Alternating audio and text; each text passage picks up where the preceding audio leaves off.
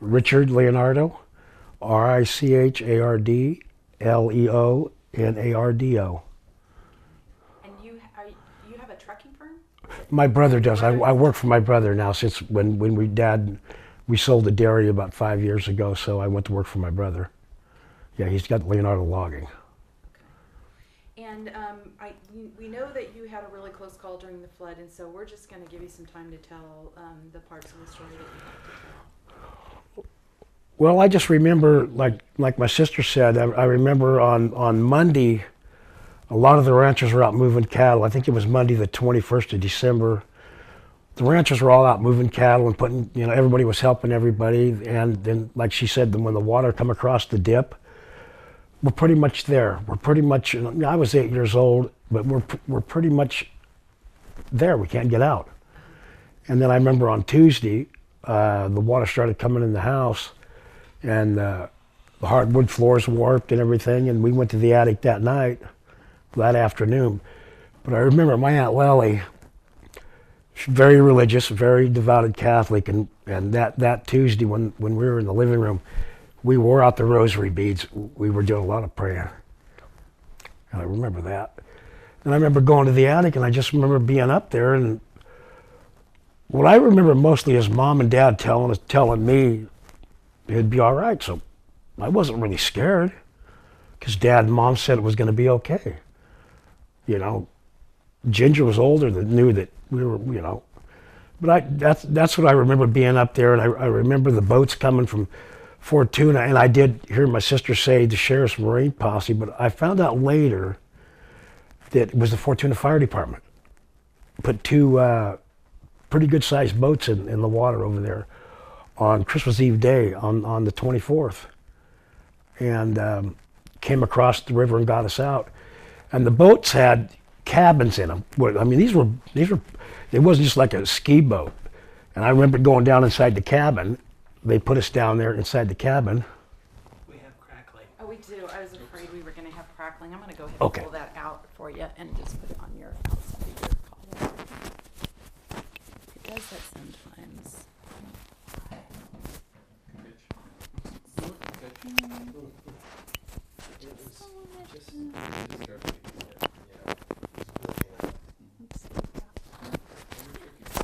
Just an cord thingy. See it on TV all the time. I know, but I like to be, All right. have it be subtle. Stealthy? Stealth. I want it stealth. Is it sounding okay now? Yeah, I think We ready? that's going to solve the problem. And it's out of sight. But I remember the boats coming and getting us, and we had to be packed down through the water and out the back bedroom window. And I remember being down inside the cabin of the boat. I remember the boats heading up toward the gym town. I mean, hitting logs and hitting drift, but it was Dad and Mom kept saying we were going to be okay.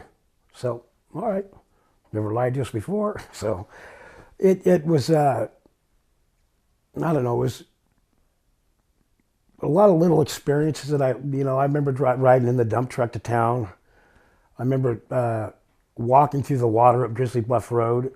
We couldn't walk. I think Dad was packing me on his shoulders, and some of the other people, we were just a lot of people coming out, when the water finally went down far enough where everybody just wading through the water up to the Edeline house where we got into the dump truck and going up to the what we call Coffee Creek Road, basically. But I just remember the devastation, and a lot of things that were there weren't there no more. Like I say, when we went out on Christmas Eve day, I remember my Aunt Lily and Uncle John's house and their whole rancho. There's only a football field length away, and it was all gone. And I just look back on how things worked back in the day. If the house wouldn't have burnt down, I think 1958, we wouldn't be here today. So it was on post and pier, just like my Aunt Lily and Uncle John's house. And when they built the new house, they built it in 3.5 weeks, is my understanding. A couple of carpenters from Ferndale, I think Elvin Capini and Tony Mendes, put the house back up, built a new house there, but they put it on a concrete perimeter foundation. And everybody to this day says that's the only reason why we're here today. So, out of one tragedy comes something good. But I remember also going to the fairgrounds and going into Bloody Hall, and they had Christmas presents in there. I don't know where they came from. They had the Navy facility was down at the turf room cooking, and I remember Tony and Marguerite Martin going up, and we lived with them for months. And I think I told you about the one Christmas present we got to take to the attic. Well, when the river finally went down and they got the cats, I mean, the Army Corps of Engineers came in and they, big dump trucks and stuff, got everybody back out there to the ranch. Dad brought our Christmas present up to Tony and Marguerite Martin's house, and it was just a slot car track with big cars. Well, we had no power. And Ferndale never had no power for, I think, about 2.5 weeks. And me and Tony had that thing set up in the living room waiting for the power to come on. And the power happened to come on about 10:30 on a Saturday night. Of course, Dad and Tony, Martin, Mom and Dad, they happened to just go over to the palace, I think, for a couple of drinks, and they came back and they started playing with the cars. Well, the next morning we get up, they burnt both cars up. They wouldn't tell us that. I don't know, they won't work, but I remember that. And I remember how kind people were. Like Ginger's Don and Midge Smith at Valley Grocery, George Heinley at Bank of America, Carl Marcus at the Nielsen Company.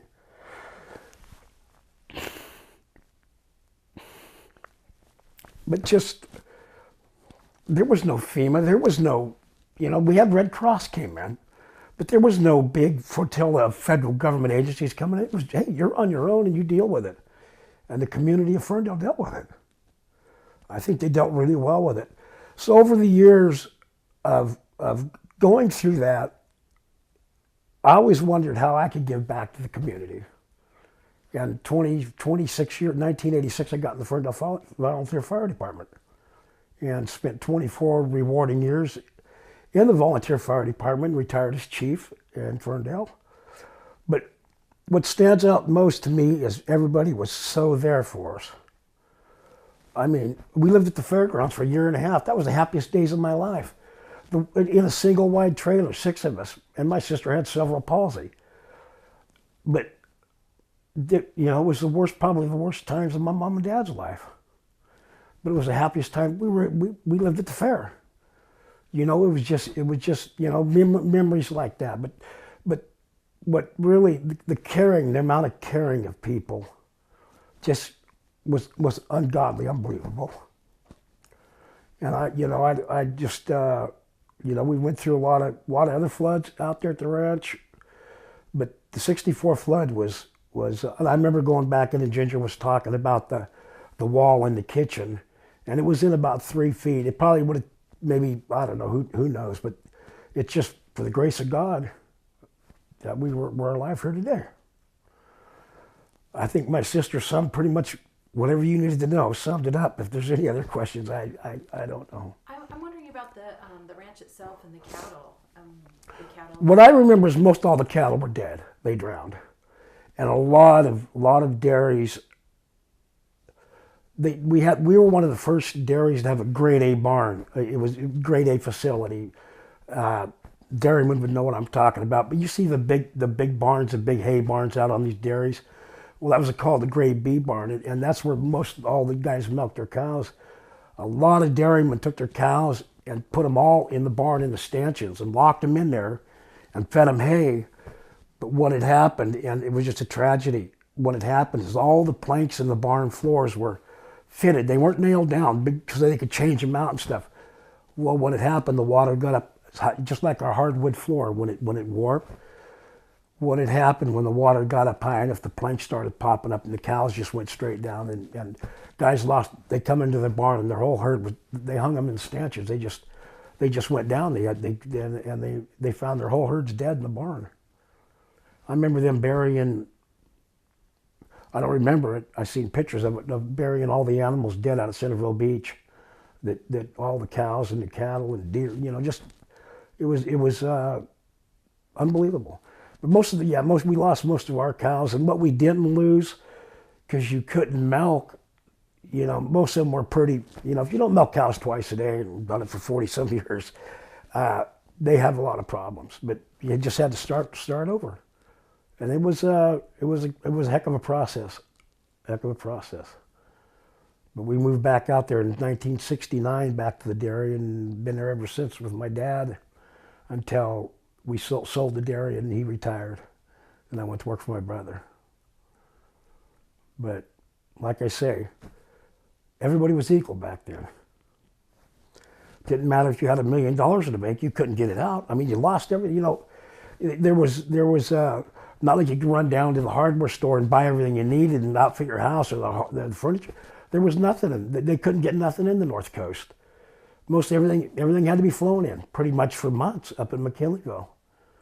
But the whole, not only Ferndale, but the whole Northern California, the Eel River Valley, everybody was there.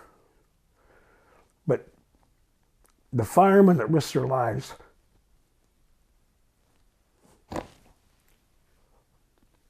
to come across that river to get us, that was just volunteers. They had families at home. They were fine. They were all safe in Fort Tuning because they had the Sandy Prairie Levee there. But they just beyond words. What else can I say? Very good. Okay, You guys have any other follow-up questions? No, I think that is All right. perfect. all right. I think Ginger's going to be the star of the show. Well, I No, think, both did no, you great. both had. Well, it's just really emotional for me, and it just Oh, it just absolutely. losing mom and dad and everything. It just I know. I think that's Yeah. the hard thing that Yeah. adds a layer to it too, Yeah. because you think about Yeah. things that make it. But more mom and dad were so strong for us, and you know, like I say, I was 8, and I believed what they told me.